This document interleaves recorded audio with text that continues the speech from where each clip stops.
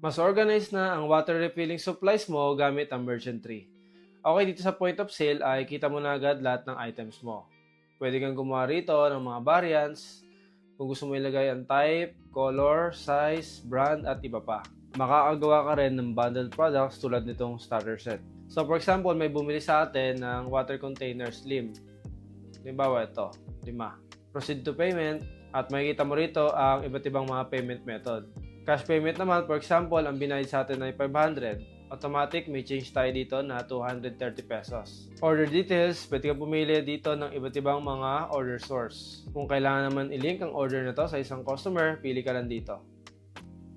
Create order. So yun, ganun lang kadali. Dito naman sa ship reading ay makikita mo ang performance ng bawat shift. Kita mo yung details, payments received, withdrawals, cash in drawer, at iba pa. Pwede ka rin dito maglagay ng expenses. Cash in at cash out, pwede rin. Makikita mo lahat ng product sold, category nito at ang quantity. Dito naman sa catalog, dito ka magbabundle ng mga products. For example, itong water refilling starter set. Naglagay ako dito ng 2 inventory item, round tsaka slim na container, tapos may tig 5 piraso. So every time na may mabibiling starter set, automatic ibabawas sa inventory ang quantity nitong 2 inventory item. Dito mo naman i-monitor ang lahat ng inventory mo. Dito sa inventory items, makikita mo ang status ng stocks, available, makikita mo rito ang incoming, reorder level, at iba pa. Kung may iba't ibang branch ka, pwede mo makita rito ang bawat location mo. Cavite branch, Manila branch, at Laguna branch. Real time mo na rin makikita ang performance ng business mo.